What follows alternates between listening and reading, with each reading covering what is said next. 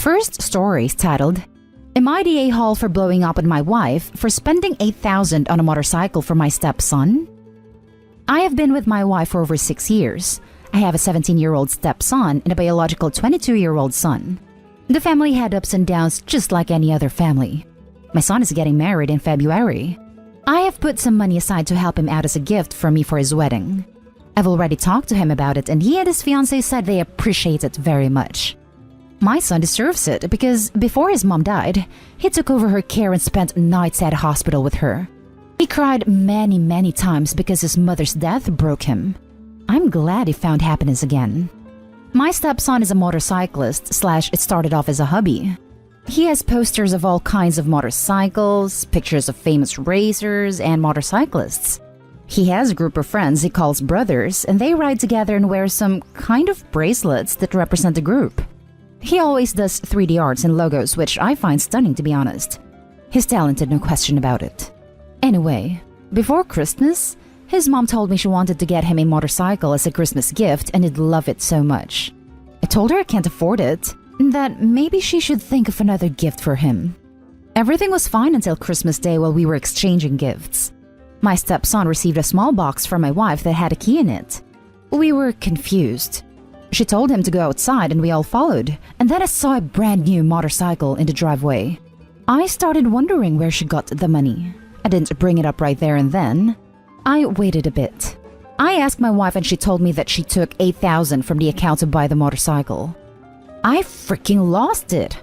I blew up on her and asked if she was kidding me. $8,000?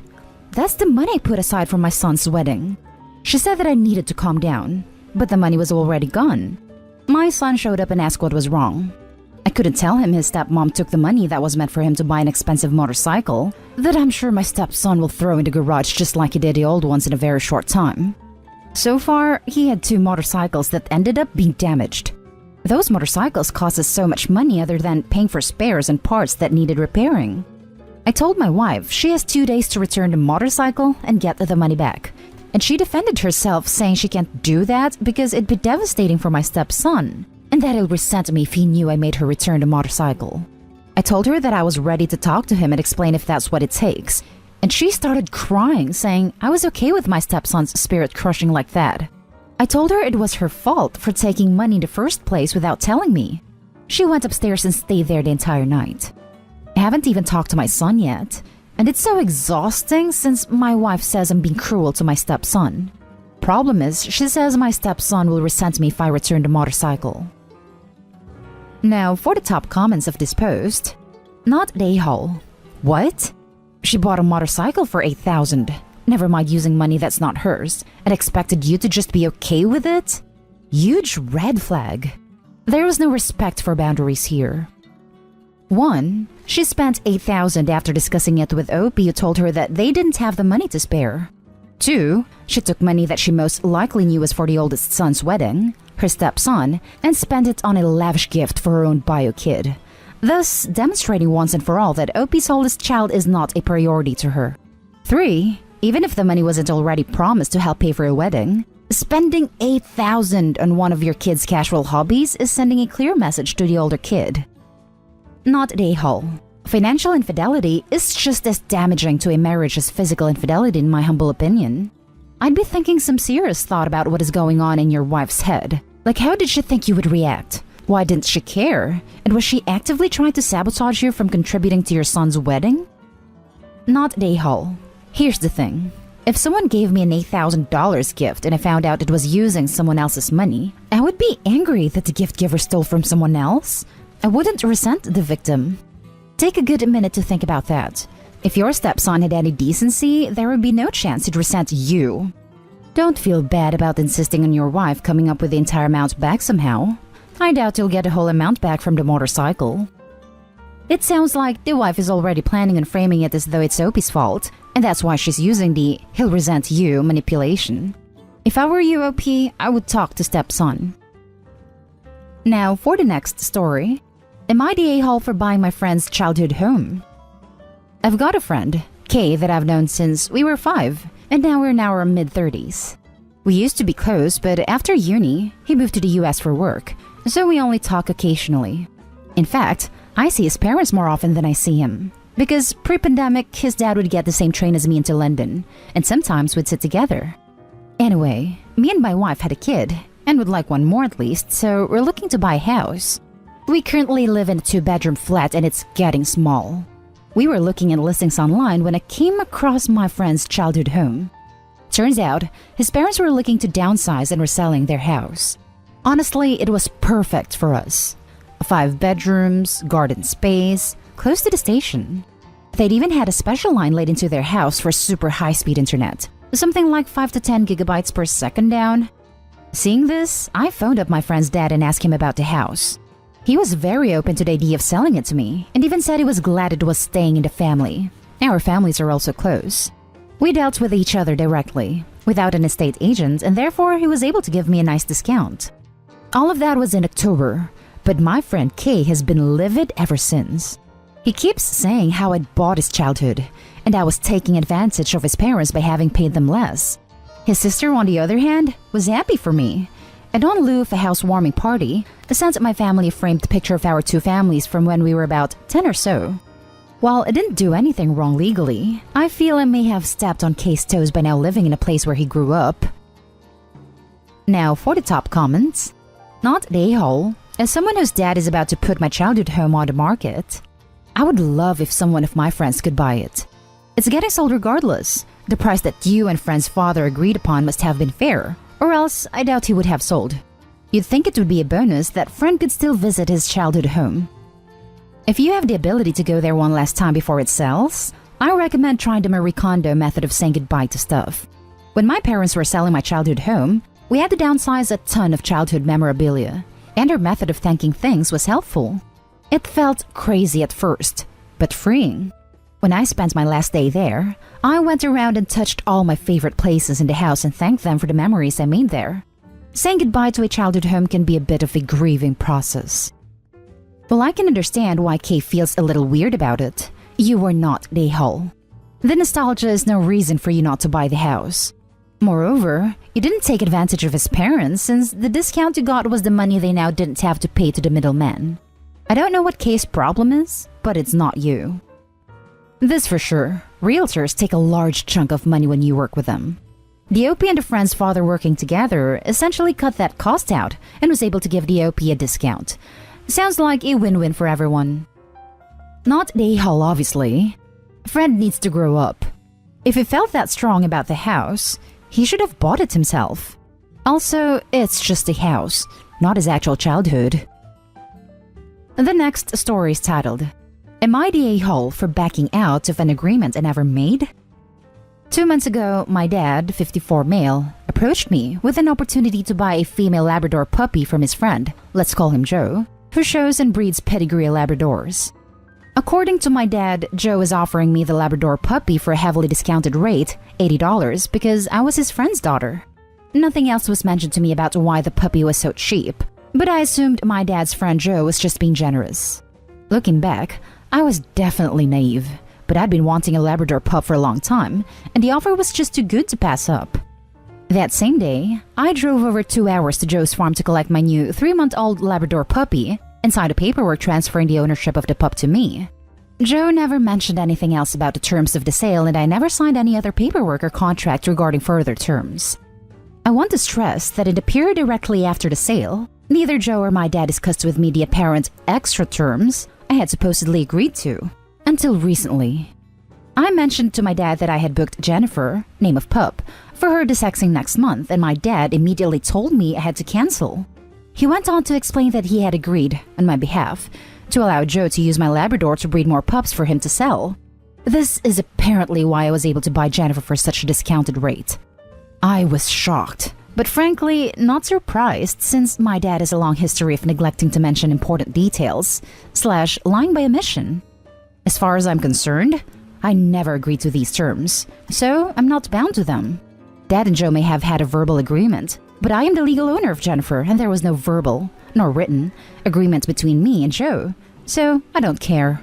I called Joe and made it crystal clear to him that I absolutely was not planning to breed Jennifer, let alone give him the puppies to sell.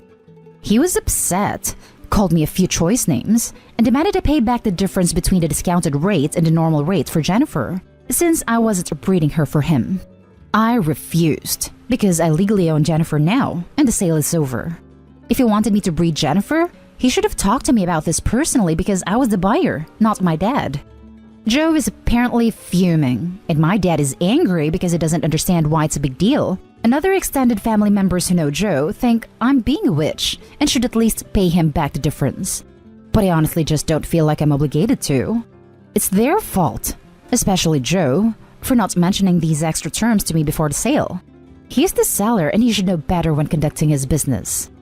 Also, according to the agreement, I would have to breed Jennifer whenever Joe wanted, so I'm guessing non-stop. Plus, Joe would not have to pay for Jennifer's medical expenses when pregnant, and that would all come out of my pocket. Hard pass. Not an a-hole. Make sure you have your dog chipped and some sort of tracking device on the collar. I wouldn't trust Joe or your father not to try to take the dog back. Maybe also look into getting some cameras put up at your place. Small tattoo on the dog. It makes it easier to know it's your dog, and microchip can slip placement. I'd honestly do both though. Not an a-hole. Have your dad pay the difference, as he was the one who deliberately lied by omission. Not an a-hole. The dog is your dog, and you do not owe anyone anything. You are absolutely correct that if the terms of the sale included making the dog available for breeding, that the transfer of ownership paperwork needed to include that information. It didn't, and nothing else was signed. There isn't anything anyone can do legally. Do be careful though, because I wouldn't put it past a scorned backyard breeder, and frankly that's what he sounds like with his attempt to force you to breed dogs for him, to steal your dog.